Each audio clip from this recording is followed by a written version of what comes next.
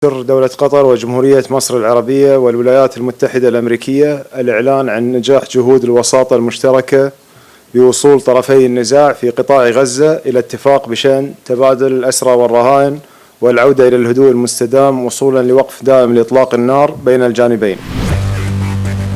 Israel dan Hamas akhirnya menyepakati gencatan senjata pada Rabu 15 Januari 2025. Kesepakatan ini diumumkan oleh para mediator perundingan meliputi Qatar, Amerika Serikat, dan Mesir. Kesepakatan yang mengakhiri perang selama 15 bulan di Gaza ini akan berlaku efektif mulai Minggu 19 Januari 2025. Al-Thani mengatakan perunding masih mematangkan perincian teknis penerapan kesepakatan. Kedua pihak, baik Israel maupun Hamas, juga masih berupaya menyelesaikan sejumlah masalah logistik. Hamas telah mengonfirmasi kesepakatan gencatan senjata tersebut dalam pernyataan di Telegram. Hamas menyebutnya sebagai pencapaian bagi rakyat Palestina dan memuji ketahanan warga Gaza dalam menghadapi perang. Warga Gaza pun menyambut perkembangan terbaru ini dengan sukacita. Mereka turun ke jalan-jalan dan merayakan kegembiraan. Di Khan Younis mereka menari, mengibarkan bendera-bendera Palestina dan membunyikan klakson mobil. Di Tel Aviv, kegembiraan serupa menyelimuti keluarga dan kawan-kawan para sandera yang ditawan oleh kelompok Hamas. Adapun Presiden Amerika Serikat Joe Biden serta Presiden terpilih Donald Trump masing-masing juga sudah mengumumkan soal gencatan senjata ini.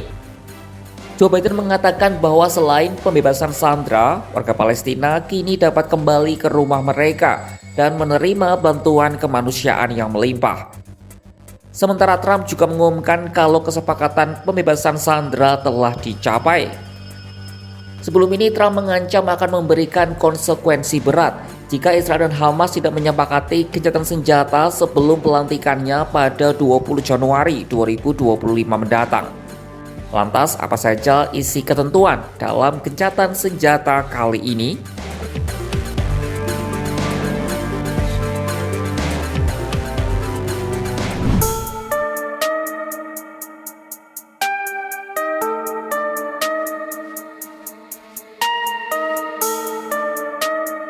Kesepakatan gencatan senjata yang disepakati Israel Hamas mirip seperti yang diusulkan Joe Biden pada Mei 2024 lalu. Butuh berbulan-bulan sampai Israel akhirnya menyetujui usulan itu.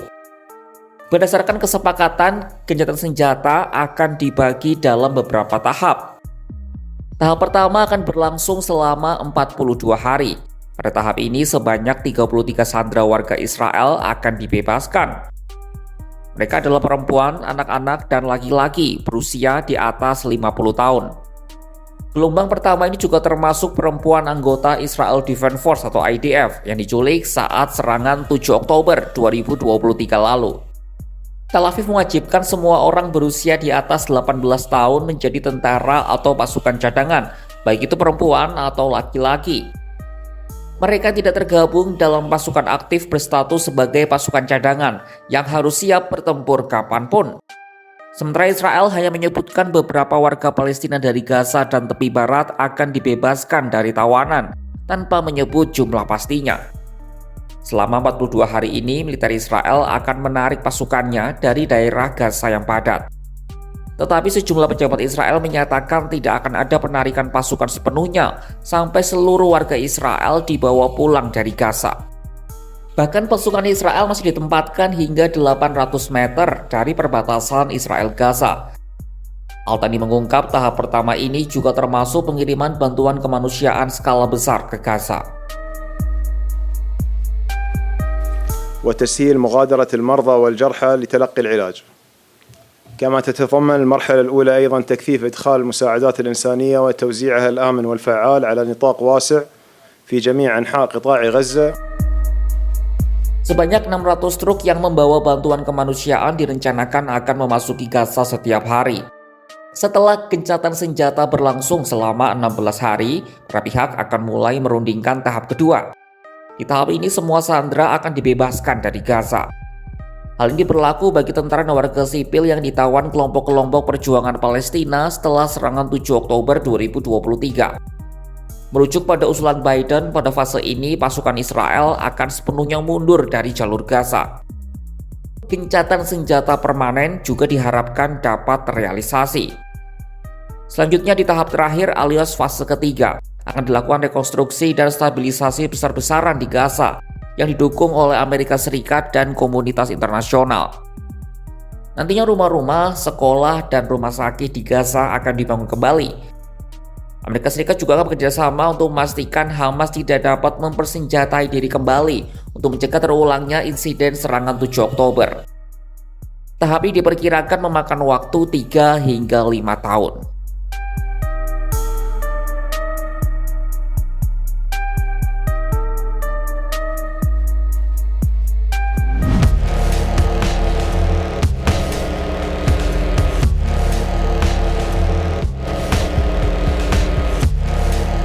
Hanya beberapa jam usai kesepakatan diumumkan, sejumlah pihak di Israel menyatakan keberatan soal gencatan senjata.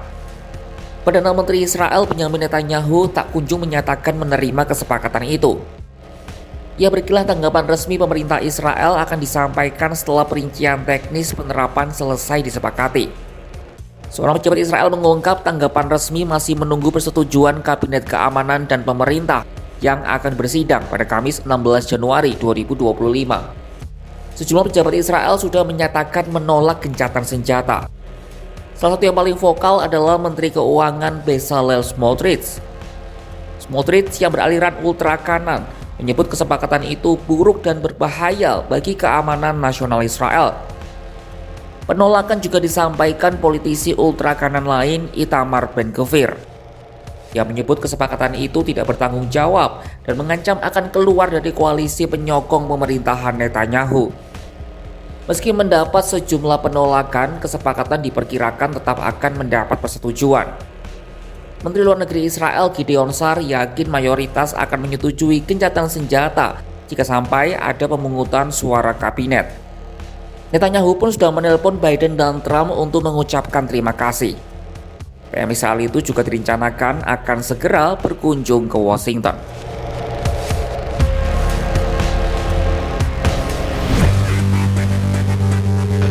Perdamaian yang selama ini dicari-cari oleh warga Gaza akhirnya terwujud.